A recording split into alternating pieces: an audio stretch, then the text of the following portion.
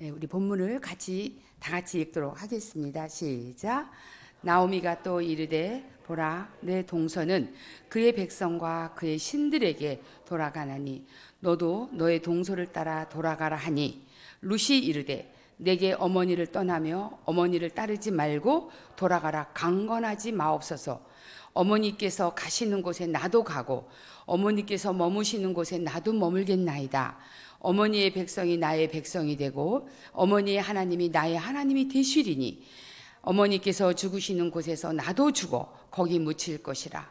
만일 내가 죽는 일 외에 어머니를 떠나면 여호와께서 내게 벌을 내리시고 더 내리시기를 원하나이다 하는지라. 나오미가 룻이 자기와 함께 가기로 굳게 결심함을 보고 그에게 말하기를 그치니라 라는 본문의 말씀입니다.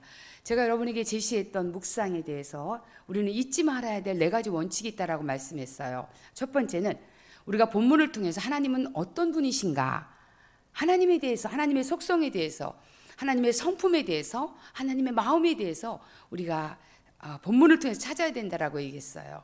왜냐하면 성경 구석구석에 면면이 흐르는 하나님의 생각과 마음과 그 뜻을 알게 될 때 우리가 그 뜻대로 하나님 앞에 구하게 되고 그 뜻대로 하나님 앞에 기도하기 때문에 우리는 이 하나님이 어떤 분이신가에 하나님의 어떠하심에 대해서 찾는 것이 매우 중요하다라고 말씀을 드렸습니다. 두 번째는 관찰입니다.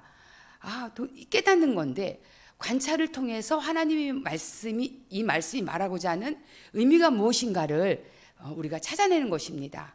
그리고 세 번째는 오늘 이 말씀을 통해서 나에게 주시는 교훈은 무엇인가 라는 것이고요. 네 번째는 그러면 오늘 이 말씀 전체를 통해서 내가 순종해야 될 영역은 어느 것인가 라는 것을 찾는, 복잡하지 않다라고 얘기했어요. 하나님은 어떤 분이신가, 관찰, 깨달음, 그리고 하나님 나에게 교훈하시는 것이 무엇인가, 그리고 내가 순종할 영역은 무엇인가.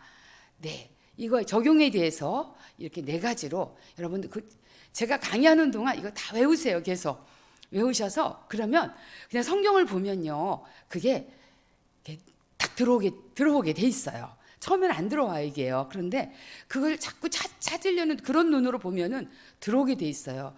제가 한 30년 전에부터 묵상을 했었습니다. 성경은 일단 닥치는 대로 읽었고요. 한 구절 한 구절씩 하루에 제가 한국조폐공사에 근무할 때 한 구절씩 암송을 했고, 그리고 30분씩 묵상 나눔을 가졌고요. 3년 9개월 동안.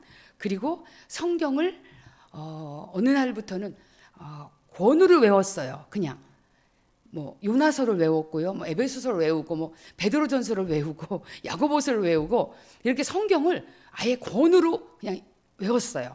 그렇게 하면서 묵상을 또 그때는 어떻게 했냐면, 묵상이란 단어보다는 우리가 그때는 큐티라고 제가 두꺼운 노트를 사다 놓고 오늘의 본문을 다 쓰는 거예요. 무조건 써보는 거예요. 제가 이거를 쓰고 나면 쓰기 전에는 이게 무슨 뜻인지 전혀 모르겠더라고요. 그런데 쓰면은 쓰는 과정 속에 하나님 말씀이 다 깨달아져요. 신기하더라고요, 그게.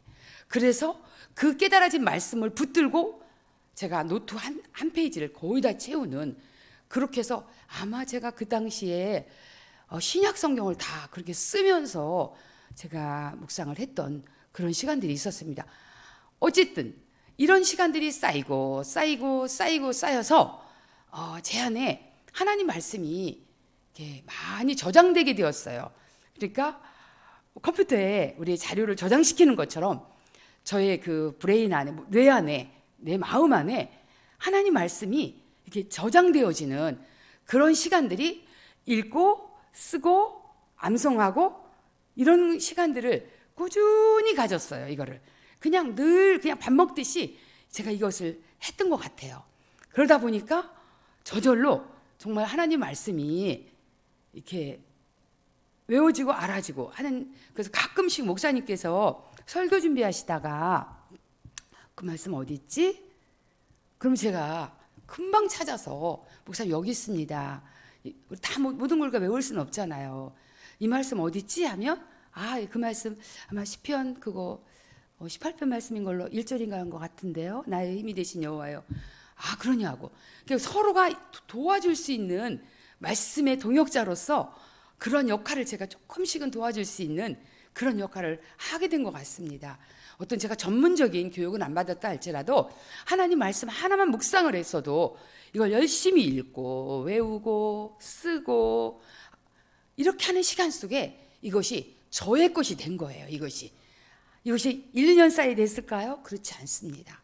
제가 20살 때부터 인격적인 예수님을 만나고부터 제가 그때부터 이 성경을 공부하기 시작했기 때문에 지금 40년이라는 시간이 어느덧 이렇게 흘렀던 것 같습니다. 지금도 작년에는 성경을 3독했고 올해는 또 1독 프로그램에 제가 들어가서 제가 올해도 1독하고 있고 매일 아침 묵상하고 있고 또 제가 묵상을 또 이렇게 인도하고 있고 성경을 또 가르치고 있고 하는 이런 속에 계속 그동안 쌓여왔고 축적되어졌고 외워졌던 것들이 나오는 것이지 어떤 한순간에 뭐 머리가 좋아서 아니면 어떤 걸 공부해서 된 것은 저의 경우는 아니라고 이렇게 생각이 되어져요. 그런데 이 묵상은 제가 어떤 식으로 또 하냐면 저는 본문을 읽고 나서 본문을 가만히 들여다봐요. 그냥 한 절, 오늘도 말씀이 길질 않죠? 15, 16, 17, 18 네 구절 속에 7가지의 깨달음이 왔거든요. 그냥 가만히 들여다봐요. 한 절을 들여다봐요. 여기서 뭘 말씀하실까라고 들여다봐요. 그러면 단어가 딱 떠올라요. 거기서 그걸 가지고 생각을 하는 거죠. 하나님 마음이 뭘까? 하나님이 여기서 왜 이것을 기록하셨을까? 이걸 뭘 말하고 싶은 걸까?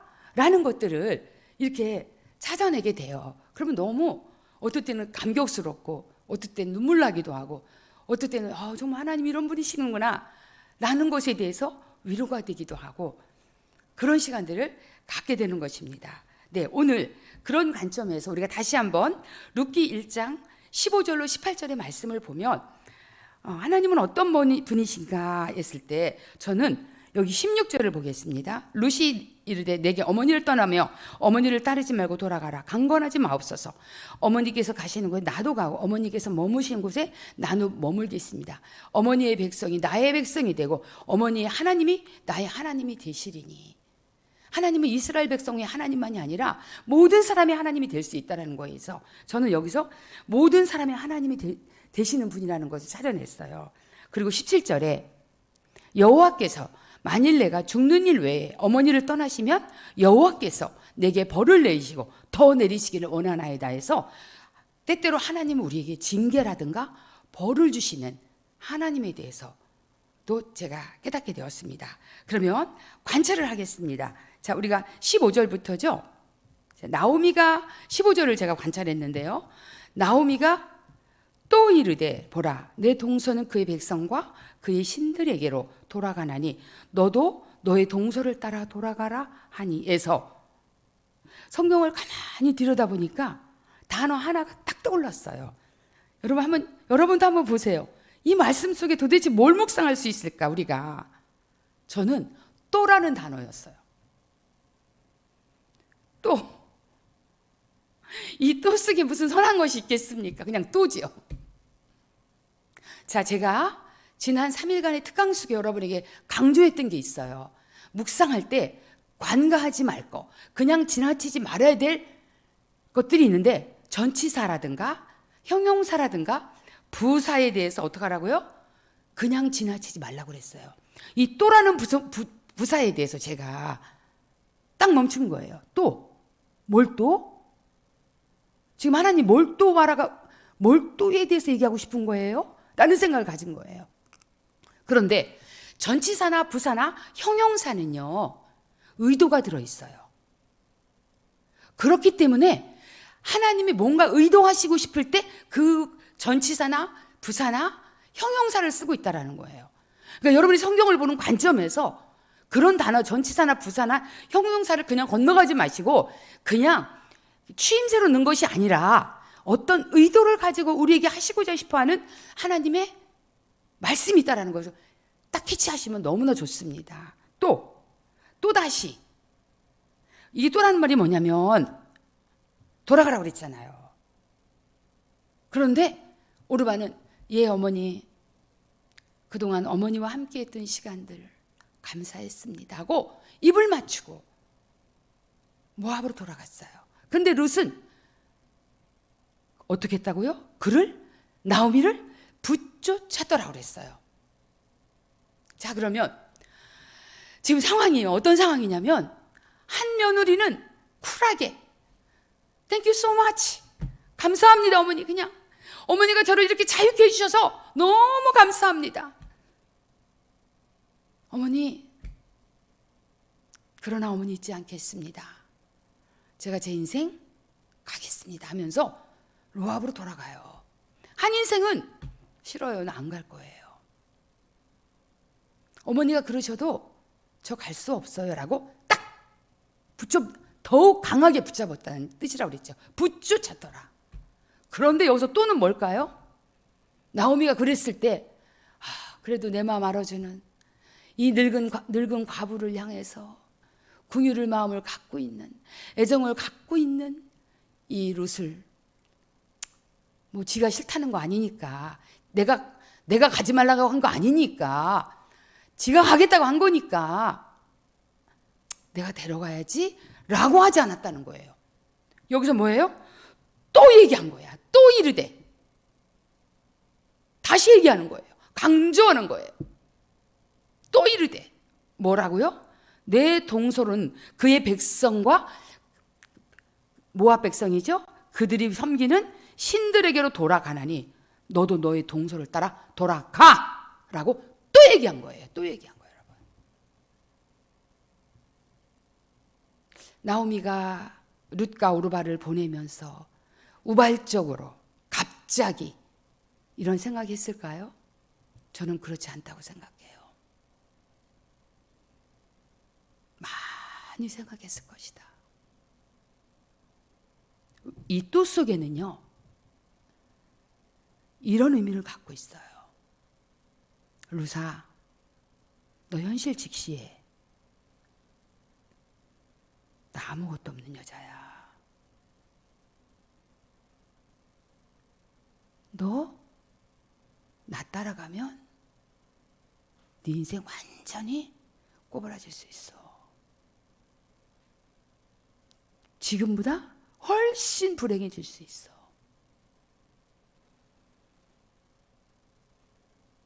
어쩌면 룻을 향한 애정이었을 거예요.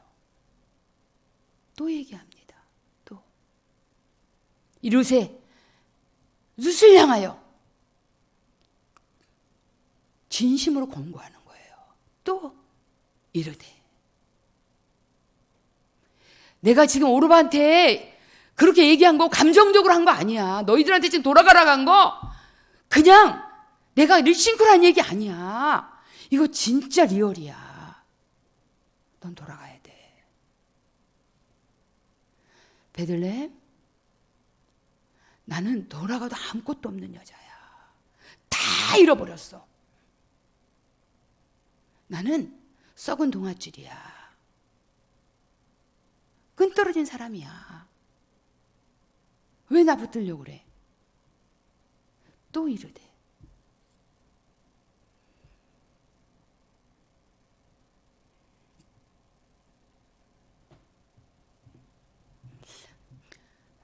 나오미는 가문이 솔로 룻에게 이런 조건을 제시하지 않았어요. 누가 아냐? 베들레헴 가면 좋은 일이 있을지. 나랑 같이 가자. 그리고 네가 좋다고 간 거지. 내가 뭐 너 데려간 거냐? 이렇게 하지 않았다는 거예요. 그가 돌아갔을 때 현실에 대해서 지금 말하고 있는 거예요. 어쩌면 네가 돌아간다면, 네가 나와 함께 간다면 그날로부터 너는 고난이야. 너는 고생길이 열린 거야. 라고 말해주는 이 현실을 정확히 볼 수 있도록 지금 이야기하는 거예요, 여기에서. 자, 룻은 이제는 돌아갈 수 있는 기득권이 생긴 거예요. 합법적으로도. 그는 돌아갈 수 있는, 이제 내가 돌아가도 시어머니한테 미안하지 않을 상황이 된 거예요. 그가 갖고 있는 이 기득권에 대해서. 그러나 룻은 포기합니다. 돌아갈 수 있음에도 불구하고 내가 그것을 선택할 수 있으면 내가 좋은 내 인생에 내가 좋은 것을 선택할 수 있음에도 불구하고 그가 가지고 있는 기득권을 포기하는 모습을 보면서 깨닫는 것은 내가 예수님을 따르는 데 있어서 나는 이런 손해를 감수할 수 있는가입니다. 내가 가지고 있는 기득권들을 포기할 수 있는가입니다. 예수님을 따르면 고난이 있고 수고해야 되고 헌신해야 되고 내 것을 포기해야 되는 이런 시간 속에 과연 루처럼 나의 기득권을 포기해야 하는가라는 깨달음이 왔습니다. 이것이 저에게 주는 교훈이었어요. 그런데 보니까 내 안에 너무 많은 게 있는 거예요. 포기할 수 없는 수많은 기득권들이 있는 모습을 발견하게 됐어요. 때때로 하나님의 말씀은 우리의 마음을 어렵게 해요. 왜? 내 양심을 찌르고 나에 대해서 권고하기 때문에. 그래서 디모데후서 3장 16절은 이렇게 말씀합니다. 모든 성경은 하나님의 감동으로 된 것으로 교훈과 책망과 바르게 함과 의로 교육하기에 유익하다고 하셨지 언제나 달콤한 말씀이라고 하시지 않았다는 거예요. 교훈, 책망, 곁길로 갔다면 바르게 함과 하나님의 사람으로 온전케 하기 위함이라고 성경은 말씀하십니다. 혹시 우리 안에 예수님을 따르는 데 있어서 포기하지 않는 기득권은 무엇입니까? 또 이르되 나오미가 룻에게 했던 도전 돌아가. 너 그거 포기할 수 있어? 네 인생 포기할 수 있어?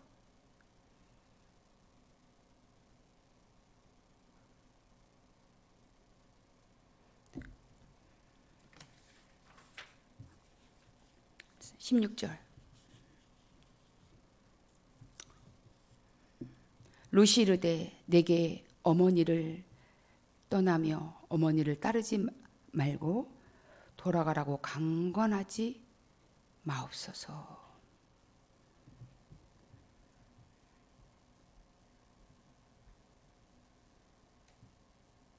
이렇게 들리는 것 같아요.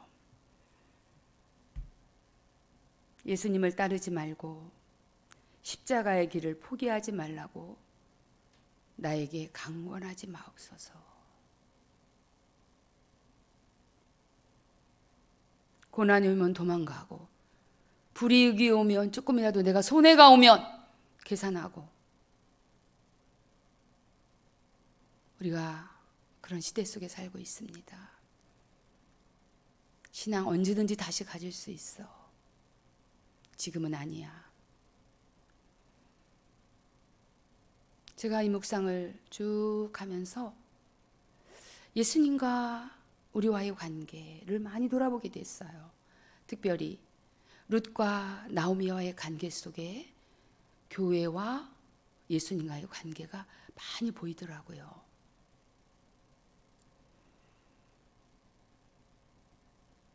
어머니, 주님 가신 길이 힘들다고 저에게 포기하라고 말하지 마세요. 신앙의 진정성이 뭡니까? 좋을 때만, 내게 뭔가 도움이 될 때만, 하나님이 나에게 뭔가 응답하실 때만 나의 하나님이십니까? 때로 나에게 십자가를 지라고 그 고난을 감수하라고 하실 때에도 여전히 우리 하나님이 되시냐고요. 너무나 우리의 신앙이 내 위주의 편의주의 속에 묻혀서 살아가고 있는 내 자신과 주변을 보게 되었습니다. 룻은 이렇게 생각할 수 있어요. 그래, 내가 잠깐 지금 돌아가겠다. 그리고 찾아뵙겠다. 어머니 힘들 때마다 내가 가서 위로해드리면 되지 뭐 라고 합리화할 수도 있었어요. 그러나 룻은 그렇게 하지 않습니다. 주님, 제가 주님을 믿는 순간부터 나는 주님의 자녀이고 주님의 종이고 주님의 노예인데 어떤 고난이라도 달게 받겠습니다. 기쁨으로 그 십자가 지겠습니다. 라고 고백하며 따라갈 수 있는 저와 우리 성도들이 되었으면 좋겠습니다. 이 룻기를 통해서 너무 부끄러웠어요. 야, 이방 여인의 신앙 고백만도 못한 저의 모습과 저의 신앙을 보게 된 거죠. 그 뒤에 말씀 또 보겠습니다. 네 번째, 어머니의 백성이 나의 백성이 되고 어머니의 하나님이 나의 하나님이 되시리니, 이렇게 얘기하는 거예요. 어머니, 저 이제 모압 사람 아니에요. 저 이스라엘 사람이 될 거예요. 이스라엘에 가서 나도 그 백성이 될 거예요. 그리고 이제 저요 모압신 안 속여요. 저 우리 하나님 섬길 거예요. 나오미를 향해서 내가 당신과 하나가 되겠다라고 얘기해요. 연합이죠. 연합됨을 지금 말하고 있는 거예요.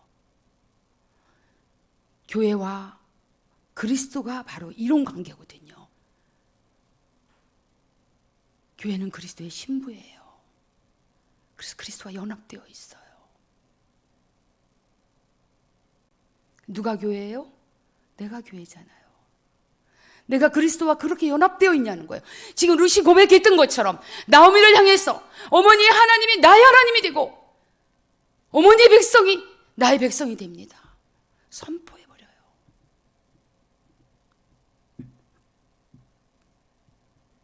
너무나 아름다운 교회의 모습을 보는 듯했습니다. 나는 과연 이렇게 그리스도와 연합되어 있는가? 나의 믿음이 요한복음 15장 5절 말씀처럼 나는 포도나무요 너희는 가지니 나를 떠나서는 너희가 아무것도 할 수 없다라고 했어요. 아무것도 할 수 없다. 근데 열심히 하고 있잖아요. 근데 성경은 말하고 있어요. 아무것도 할 수 없다. 나를 떠나서 하는 것은 나와 상관없는 일이라고 말씀하시는 거예요. 그런데 더 기가 막힌 건 5절의 말씀입니다. 5번째, 그 뒤에 말씀이에요. 17절입니다. 어머니께서 어떻게 하는 곳에? 크게 읽으십시다. 어머니께서 어떻게 하시는 곳에? 쭉 읽어주세요.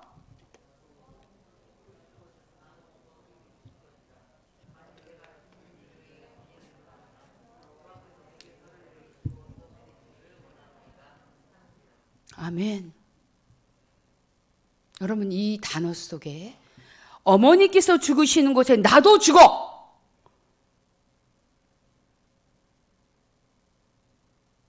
이걸 묵상하게 됐어요. 죽겠다는 거예요. 어머니, 그런 말 하지 마세요. 저는 어머니를 위해 죽을 거예요. 어머니가 죽는 곳에 나도 죽고요. 거기 묻힐 거예요.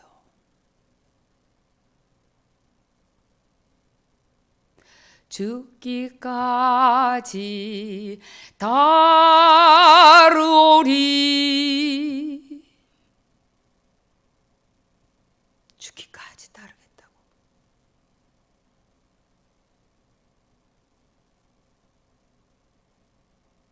여러분, 어떻게 이러한 헌신의 마음이 일어났을까? 저는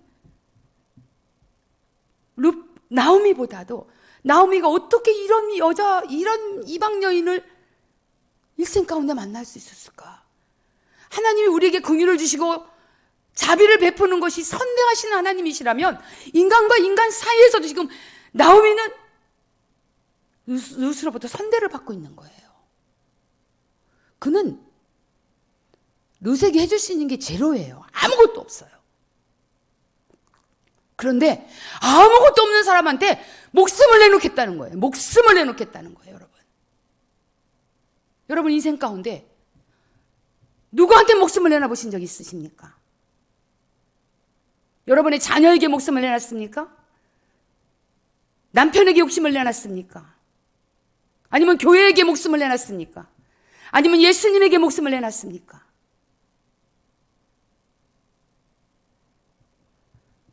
죽음을 두려워하지 않는 거예요. 여기에서 어마어마한 진리를 깨달아서 제가 죽기로 결정하면 무서운 게 하나도 없다는 거예요. 죽겠다는데 어떡할 거예요? 나 죽겠다. 목숨을 내놓는 신앙. 우리 안에 정말 목숨을 내놓는 게 뭔가 한번 돌아볼 필요가 있어요. 난 어디에 목숨 걸고 있는가? 내가 그 일이란 목숨 걸겠다. 거기 하나님 포함됩니까? 예수님이 포함됩니까? 아니면 여러분의 교회가 포함됩니까? 목숨 내놓는 게 어디세요, 여러분? 어디에 목숨 내놓으세요? 그러면서 한 성경 구절이 떠올랐어요. 예수님이 제자들에게 얘기해서 나 죽을 거야. 나 십자가에 죽게 될 거야. 수석 제자들한테만 얘기했어요. 그 얘기들을 3번 정도 제가 기억합니다. 성경 묵상하다 보니까 그 얘기를 아주 중요한 순간마다 얘기를 했어요. 예수님이. 그때 베드로가 얘기해요. 안 됩니다, 주님. 만약 죽으신다 하더라도 나는 예수님과 함께 같이 죽어버릴 겁니다. 죽었어요, 안 죽었어요? 멀찍이 따라가니라. 예수님 가까이도 못 가요. 죽음의 현장에서 죽겠다고 했잖아요. 목숨을 내놓겠다고 했잖아요. 주님을 위한 것이라면 내가 이 평생 바치겠다고 했잖아요. 근데 내놔요, 안 내놔요? 목숨 못 내놔요. 난 이 말씀이 너무 무섭기도 하고요. 어떻게 룻이 이런 말을 할 수가 있지? 죽겠대요. 어머니를 위해서 생명을 걸겠대요. 그러면서 생각되어진 것이, 하나님, 우리 교회에, 한국교회 안에 교회를 위해 목숨을 걸 사람이 얼마나 됩니까? 그런 신앙을 가진 자들이 얼마나 있습니까? 저 자신을 포함해서 너무 부끄러웠어요. 우리가 이번 더 큰 환난이 오게 될 때, 더 큰 어려움이 겪게 될 때 죽겠다고 머리 뒤밀고 교회를 위해서 목숨을 바칠 사람이 얼마나 될까? 룻의 이 고백 속에 많은 울림이 있었습니다.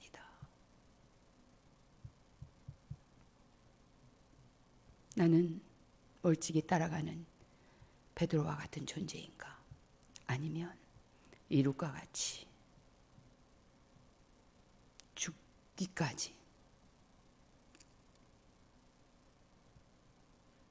그러면서 그 다음 묵상, 죽는 일 외에 어머니를 떠나면 여호와께서 내게 벌을 내리시고 더 내리시기를 원하나이다.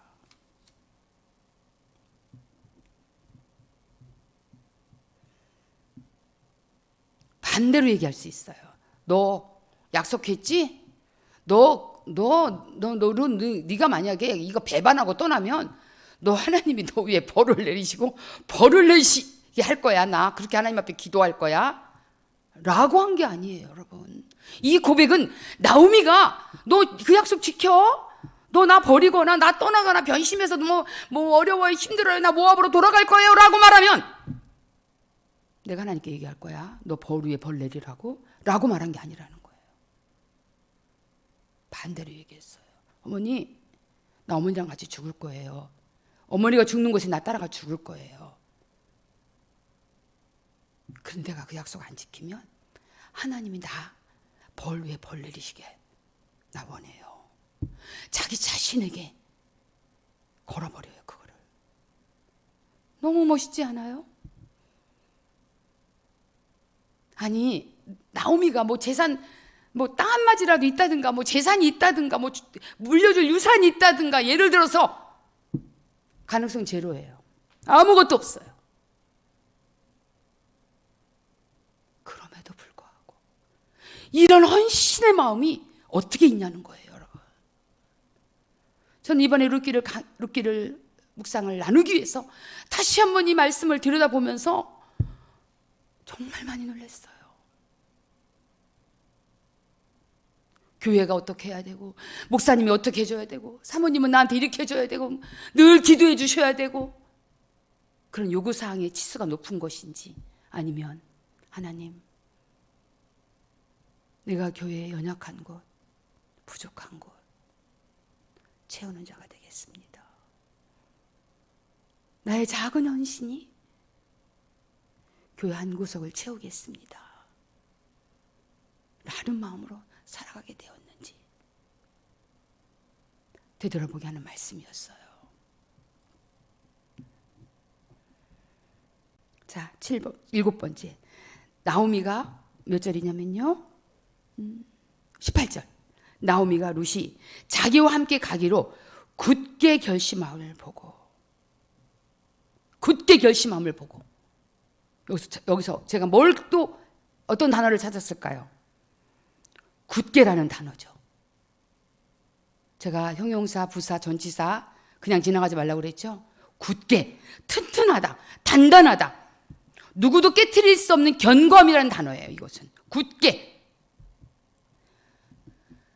여기서 나오미가 룻에게 권고하고 또다시 이루고 했음에도 불구하고 나오미가 룻을 수락할 수밖에 없는 단어가 이 굳게라는 단어였어요. 굳게 결심함을 보고 얘 도저히 안 되겠구나. 얘 목숨 걸고 대들고 있구나. 얘는 내가 아무리 말해도 소용없구나.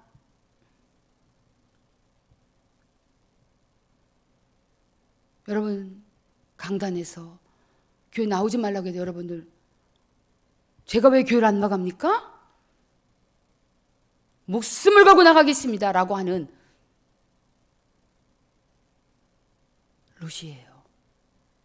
그걸 본 거예요. 나오미가 그걸 본 거예요. 그래서 어떻게 했어요? 그에게 말하기를 그치니라. 그만 얘기했다는 거예요. 자, 그럼 여기서 저는 뭘 깨달았을까요? 나는 하나님 앞에 내 신앙의 정조와 지조를 지키기 위해서 굳게 결심한 게 뭐냐는 거예요. 그게 저의 깨달음과 교훈이었어요. 네가 흔들리지 않는 어떤 풍랑이 와도 어떤 풍파가 와도 어떤 고난이 와도 네 생명을 걷어갈 수 있는 상황이 온다 할지라도 네가 하나님을 향하여 진정한 믿음을 가질 수 있는 굳게 결심함이 뭐냐는 거예요. 누가 얘기해서 목사님이 얘기해서 이렇게 하라고 그래서 마지못해 하는 것들은요 굳게 결심함이 아니에요. 언제든지 바람만 불면 다 흔들리고 무너지고 자빠질 수 있는 것들이에요. 그는 굳게 결심한 신앙이 아니에요. 굳게 결심한 신앙이 뭘까요? 누가 뭐래도 나는 이것만큼은 흔들리지 않을 거야. 여러분의 신앙의 여정을 돌아보십시오. 뭐에 흔들렸습니까? 어느 때 흔들렸습니까? 어느 때 하나님의 사랑을 의심했습니까? 어느 때 넘어졌습니까? 어느 때 교회 가기 싫어했습니까? 굳게 결심함. 너무 멋진 단어였어요. 내가 목숨을 내놓고 이것만큼은 내 신앙을 절대로 양보하지 않겠다라는 굳게 결심함이 무엇인가? 저는 11명의 가족 속에 살아 셋째 딸로 할머니, 할아버지, 엄마, 아버지 7남매 중에 셋째 딸이었어요. 제가 저희 집에 처음 신앙이었습니다. 처음으로 대전대흥 친미교회에 제가 18살 때 옆집 아줌마 위해서 전도되어서 갔어요. 저희 집은 모든 우상과 미신과 샤머니즘이죠. 온갖 점쟁이들이 드글드글 끓는 어릴 적의 기억은 맨날 제사 지내는 거하고 점쟁이들 왔다 갔다 하고 무당들 와서 굿하는 거하고 그것이 저의 삶이었고 문화였어요. 교회 가본 적이 없어요. 제가 예수를 믿게 됐습니다. 첫 신앙이었어요. 제가 첫 믿음이었어요. 누구랑 부딪혔을까요? 다른 것을 너무나 많이 섬기고 있는 엄마의 두려움과 저와 부딪히는 거예요. 엄마는 저를 핍박하고 싶어서 핍박한 게 아니라 네가 예수를 믿음으로 인해서 이 가정에 제사를 못 지나게 만들고 네가 예수를 믿음으로 말미암아서 이 가정에 종교가 둘이라는 이유로 만약에 어려움이 겪게 된다면 라는 전제 아래서의 두려움이 계속 저를 핍박했어요. 어마어마한 욕을 들었습니다. 저는 그러거나 말거나 계속 저희 가족들을 한 사람 한 사람 전도하기 시작했어요. 어느 날 엄마와 이 문제 가지고 독대하는 시간을 가졌어요. 너 예수 믿기만 해. 너 교회 나가기만 해. 너 교회 나가기만, 내가 교회 예배당 가가지고 너 소리 지를 거야. 나오라고. 전 항상 제가 대흥 침례교회에서 신앙생활 할 때 저의 자리는 지금은 여기 앞에 두 번째 이 집사님 앉아있는 자리가 제 자리였어요. 언제나 그 자리에 앉았어요. 저는 앞자리. 목사님 말씀을 제일 앞에서 받아먹었어요. 제가요. 그런데 엄마가 와서 소리 지르겠다는 그 말들이 예배 때마다 두려운 거예요. 뒤를 돌아보고 혹시 맞나? 소리만 나면 뒤를 돌아보고 우리 엄마가 쫓아와서 하지 않나? 이런 두려움이 제가 있었어요. 그러다 제가 엄마와 이 신앙의 문제를 놓고 이야기할 수 있는 시간이 가졌었어요. 제가 엄마한테 단호하게 얘기했어요. 엄마가 나를 죽인다 해도 저는 예수 믿는 걸 포기할 수 없습니다. 죽이세요, 어머니. 저를 예수 못 믿게 하려면 그냥 죽이세요. 제가 그때 엄마 안에 있는 영적 권세가 깨지는 것을 제가 느꼈어요. 내가 신앙에 굳게 결심함을 가지고 엄마에게 단호하게 얘기했어요. 너 전도하지 마. 그럼 네 동생들, 네 언니들 교회 데리고 가지 마. 아니요. 난 다 전도할 겁니다. 엄마가 나를 죽인다 할지라도, 이 집에서 나를 쫓아낸다 할지라도 저는 예수 믿겠습니다. 이 저의 굳게 결심함 때문에 그날로 엄마가 내려 앉으시는 모습을 제가 봤어요. 저를 향한 공격이 줄어드는 것을 봤어요. 그 결과 제가 무너졌습니까? 여리고성과 같은 저희 집안에 영적인 누더기 같은 것들이 떨어지기 시작했고 온 가족을 전도하게 되었고, 그리고 또 그렇게 저를 핍박하고 욕하고 저주하고 소리 지르고 뭘 집어 던지셨던 그 어머니를 예수님께로 인도하게 됐어요. 신앙은 물러서는 게 아니에요, 여러분. 물러선다고 그 사람이 변화되는 게 아니에요. 죽이라고 그랬어요. 그냥 죽겠다고. 엄마, 내가 예수 믿는 것 때문에 내가 엄마 앞에서 죽는다면 나는 순교하는 거야, 엄마. 나는 그런 마음 갖고 있어. 제가 예수를 안 믿을 거라는 생각은 1%도 갖지 말라고 그랬어요. 너무 단호하게 얘기했어요. 성경책을 태운다는 등, 찢어버린다는 등 모든 악담들 다 견뎠어요. 왜? 나의 굳게 결심한 만큼은 변할 수가 없었던 거예요. 이거는 왜? 그분이 나의 주님이시잖아요. 저렇게 핍박하는 어머니도 언젠가는 돌아봐야 될 잃어버린 양이잖아요. 결과는 아름다웠습니다. 하나님께서 가정 가운데 사역자들을 일으키셨고, 불모지와 같은 영적인 광야와 같은 그런 가정 속에 하나님의 이름이 높여지는 일들이 일어나기 시작한 것입니다. 여러분, 물러서는 건 신앙이 아니에요. 내가 절대적으로 붙들어야 되고 절대적으로 포기하지 말아야 될 영역이 있어만큼은 여러분 결정하셔야 돼요. 굳게 결심함을 보고가 주는 저의 교훈이었습니다.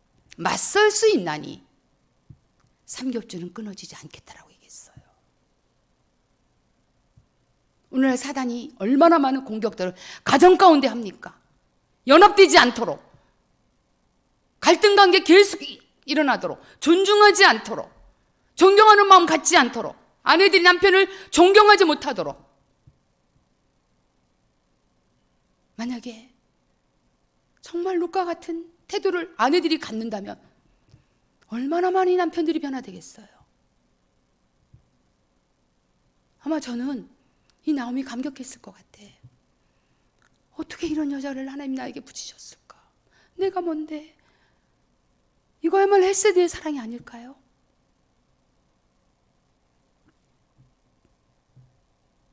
연합에 대해서 나는 힘쓰고 있는 거예요. 두 번째, 그들로 말미암아. 시작. 자, 볼게요. 다시 나갔더니 그들에게 이르되 나를 나옴이라 부르지 말고 나를 말하라 하라. 이는 전능자가 나를 아닙니다. 죄송합니다. 자, 19절. 이에 그 두 사람이 베들레헴까지 갔더라. 베들레헴에 이를 때 온 성읍이 그들로 말미암아 떠들며 이르기를 이가 나오미냐 하는지라. 그렇죠. 지금 나오미는요, 세상에 불행한 일로 유명 인사가 돼서 돌아왔어요. 좋은 일이 아니고 불행한 일이에요. 그러나 저는 나오미가 이 불행한 일이었지만 하나님 앞으로 약속의 땅으로 언약의 백성 가운데로 들어간 것에 대해서 난 너무나 잘했다라고 생각해요. 잘못하는 것도 물론 잘못할 수 있지만 우리는 돌아가는 건 더 중요합니다. 그래서 룻기 1장은 돌아가라는 얘기를 정말 많은 단어들을 사용해서 기록하고 있습니다. 그런데 20절에 함께 읽겠습니다. 나오미가 그들에게 이르되 나를 나오미라 부르지 말고 나를 뭐라고 부르라고요? 말하라 부르라. 이는 전능자가 나를 심히 괴롭게 하였습니다. 나를 나오미라 부르지 말래요. 나 더 이상 나오미라고 하지 마. 나오미의 뜻이 뭐냐면요, 기쁨이에요. 마라는 뭐냐면요, 마라의 쓴물이에요. 고통이라는 뜻을 갖고 있어요. 마라는. 여기서 사람이 너무나 많은 고통과 심적인 아픔을 겪은 사람들이 갖고 있을 사람들은 자신에게 부여된 그 이름의 정체성을 잃어버리는구나 라는 걸 깨닫게 되었어요. 그렇죠? 나 나오미라고 하지 마. 난 더 이상 나오미라고 하지 마. 야, 그 이름 듣기만 해도 민망하다. 이 얘기예요. 난 그런 이름 들을 자격이 없어. 내 인생 돌아봐. 내게서 무슨 기쁨을 찾을 수가 있겠니, 너희들이 볼 때. 나는 마라야. 쓴물이야, 쓴물. 내 마음의 고통이 그렇게 크다는 것을 지금 말하고 있어요. 우리가 때때로 이렇게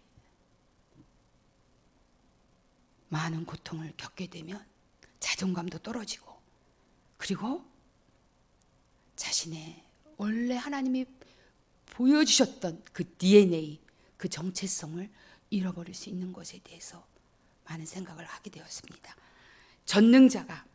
그 다음에 전능자가 나를 심히 괴롭게 하였느니라. 내가 풍족하게 나갔더니 여호와께서 내게 비어 돌아오게 하셨다라고 그랬어요. 자, 이 말씀을 통해서 저는 여기서 뭘 깨달았냐면, 나오미 되게 솔직한 사람이구나. 얼마나 수치스럽습니까? 아들 둘 다 죽었죠. 남편 죽었죠. 풍족하게 나갔던 거 비어서 돌아오게 됐죠. 아무것도 없어요. 여러분 돌아갈 수 있겠어요? 여러분 같으면 고향에 들어갈 수 있겠습니까? 못 돌아가죠. 그러나 나오미는 돌아갔어요. 그리고 중요한 건 사람들 앞에서 자기를 오픈하기 시작했어요. 그 수치스러운 이야기들을 하기 시작하는 거예요. 여기서 우리가 깨달아야 될 두 가지. 하나님 앞에서든 사람 앞에서든 자신의 수치심을 드러낼 수 있다면 그 사람은 회복될 수가 있어요. 여러분, 하나님께 나갈 때 포장하지 마세요. 우리 사람들하고 만나 얘기할 때 포장하는 사람들 다 느끼잖아요. 한자락 깔고 얘기하는구나. 저거 거짓말하고 있구나. 저 얼렁뚱땅 얘기하고 있구나. 아이고, 속에 뭔가 감추고 있구나 우리 느끼잖아요. 다는 아닐지라도. 그러나 이 나오미 같이 자기 자신을 진실하게 오픈할 수 있다면 이런 사람에게 하나님 은혜를 주십니다. 기도가 왜 막힙니까? 그걸 못 내놓으니까 막히는 거예요, 여러분. 진짜 자기의 심정, 억울한 심정, 속상한 심정, 그걸 토로하는 게 기도예요. 하나님 앞에서 하나님 나 이렇게 속상해요. 나 너무 수치스러워요. 나 창피해요. 나 돌아가기 싫어요. 내가 그 사람들 얼굴 어떻게 봅니까? 자신의 마음을 솔직하게 오픈하면 할수록 어떻게 된다고요? 하나님 우리 가까이 하세요. 희한해요. 누군가가 벌거벗게 되면 우리는 그를 보호하고자 하는 마음이 생기는 것처럼 이런 사람을 향해서 하나님이 더 많이 감싸주고 싶어하는 마음을 가지신다는 거예요. 그래서 기도할 때 자기 자신의 연약함을 드러낼 줄 아는 그런 사람이 돼야 된다는 것을 깨닫게 되었습니다. 그래서 우리가 이런 수치나 이런 연약함들을 우리가 드러나지 않게 되면 감정적으로나 정서적으로 많은 문제를 일으키기 때문에 나중에는 정신과 치료도 받아야 될 상황까지도 오게 될 수 있다는 것입니다. 이것을 보면서 나는 과연 하나님 앞에 정직한 사람인가?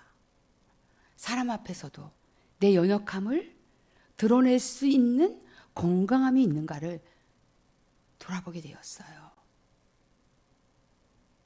우리가 하나님 앞에서든 사람 앞에서든 정직하지 않으면 진정한 자기의 자아가 아닌 공적 자아로 살아가기 때문에 저는 이 나오미의 처신에 대해서 너무 훌륭하다고 박수 쳐드리고 싶더라고요. 잘했어 나오미. 네가 그렇게 하길 잘했어. 딱 오픈해버린 거예요. 그래 나 그런 사람이다. 하나님 나 치셨어. 나 그거 깨달은 사람이야. 만약에 이 얘기를 할 수 없다면 나오미는 문 밖에도 못 나왔을 거예요. 사람들이 자기를 물어볼까 봐. 그러나 나오미는 그런 용기를 가지고 나를 나오미라 부르지 말고 차라리 마라라고 불러줘. 나는 그런 인생을 살았어. 너무나 심한 고통 가운데 있었어.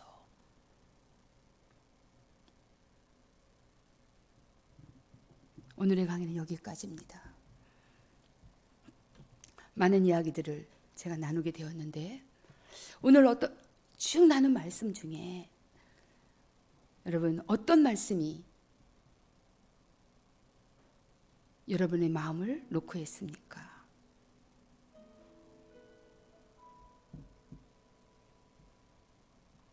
우리 그 말씀 가지고 하나님 앞에 나아갔으면 좋겠습니다.